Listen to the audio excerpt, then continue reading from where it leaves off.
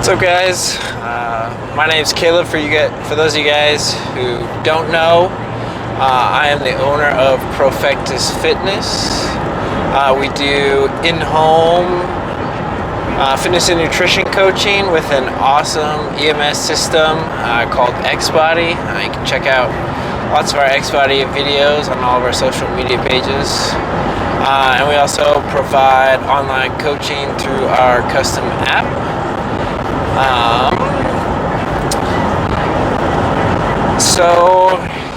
I do mobile training, so I go to all of my clients, and that means sometimes I got long drives. So I got one client who's particularly far away, and I've been looking for ways to make this drive a little more productive without adding any more work for myself. So I'm going to try recording some content for you guys during these drives. It's going to be completely unedited, so we'll see how good the video quality comes out and the audio quality. You'll get to hear me yell at terrible drivers, and who knows, listen to some of my music.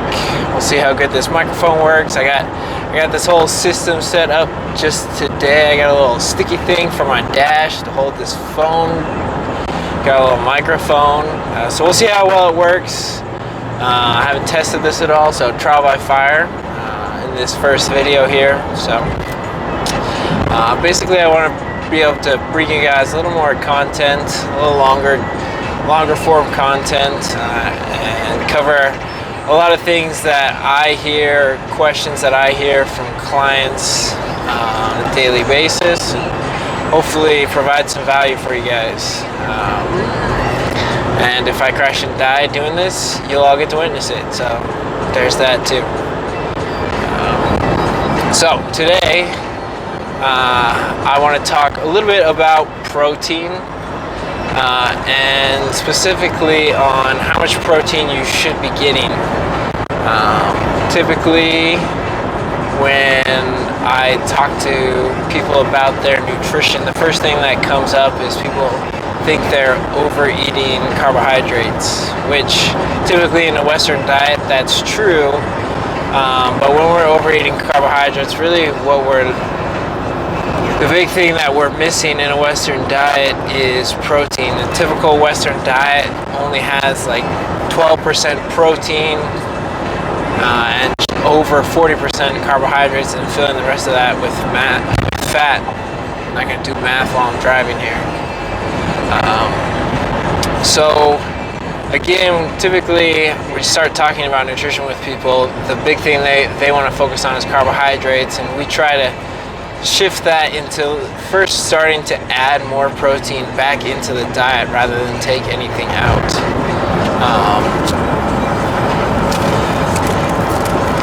And we do that for a few reasons.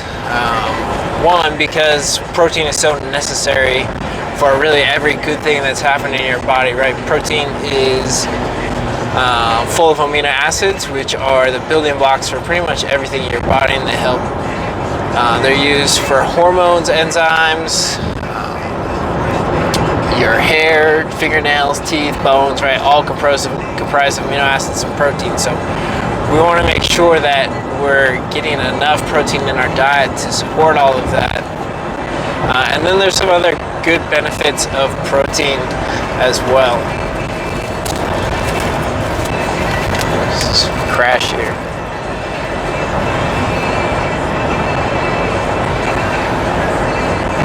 So when we're looking at protein, I mean, one of the big benefits of starting to add more protein in is that we're going to start to feel more full and immediately start to eat less of those other things.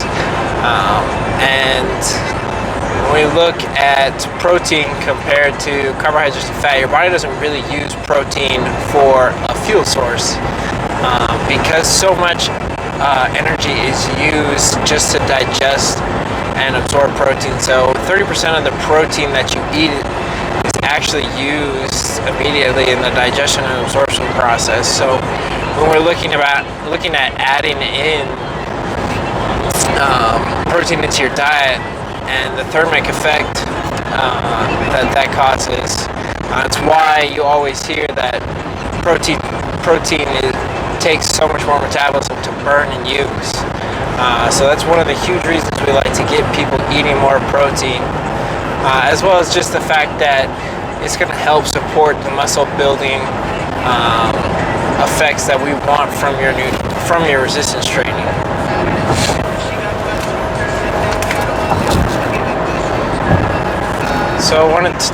So just a little bit on how much protein you should be getting versus how much protein that you usually get.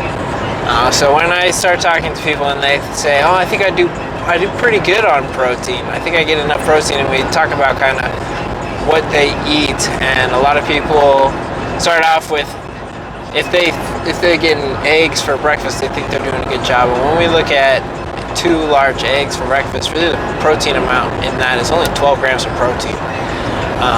And we want people shooting for, recommended numbers for protein are anywhere from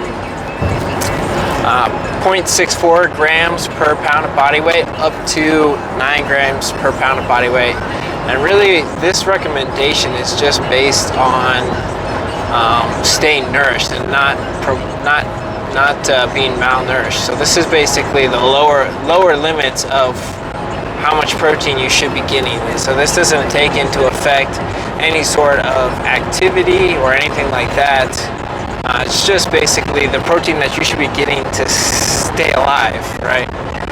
So we try to look at staying at the upper limits of that and really getting at least 0.8 grams per pound of body weight for all of our individuals. And as you get older, the need for protein just increases to maintain a healthy bone density and healthy muscle mass. So the older you are, we really look at staying near the upper limits of that. The more active you are, again, the higher we want to be. So 0.8 is really a minimum for us. We'll see if you guys get to hear Brenda talking and giving me directions, telling me how bad traffic is as I drive here. But anyways, 0.8 is really the lowest recommendation that we have for all of our clients. And so a good place to start, if you break that up, right, we're looking at typically around 150 grams of protein. And so that means 50 grams of protein if you're eating 3 meals a day in each meal. So that's going to feel like a lot of protein at once. So we like to get people to kind of build up to that. A good place to start is by trying to get your breakfast up to 50 grams of protein. So many people struggle with breakfast already that if we get them to add protein into our breakfast, we kind of get 2 birds with 1 stone there.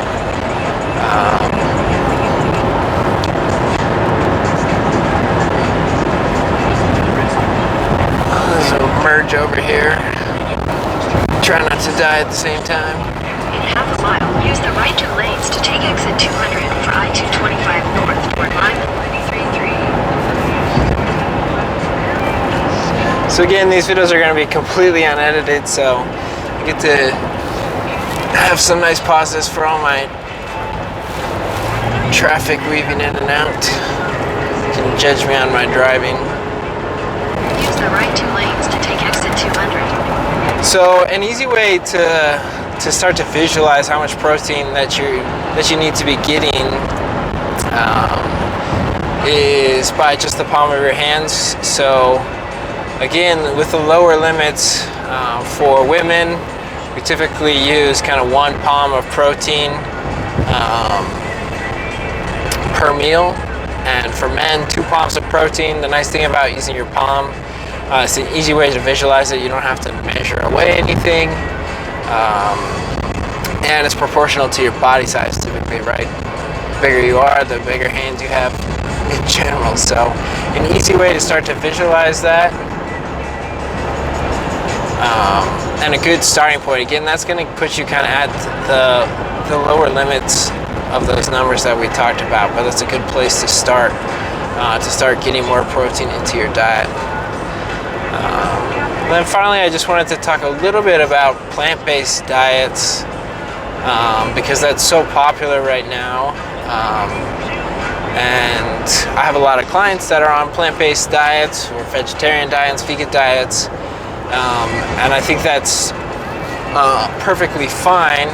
What we need to be careful with on a plant-based diet is, again, paying a lot more attention to where our protein sources are coming from and that we're getting enough protein.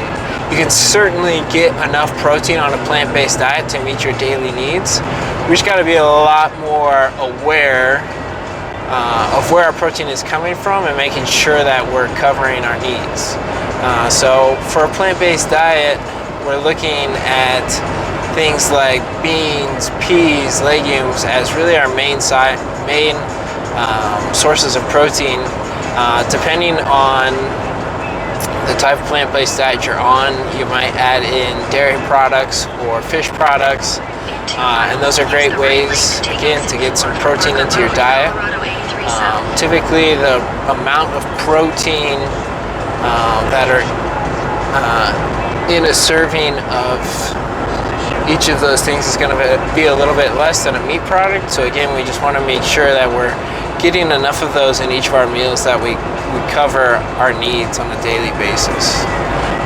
Try to attach a nice little graphic to this video that shows kind of an average amount of protein that are in healthy protein sources so that you can get a good idea of that.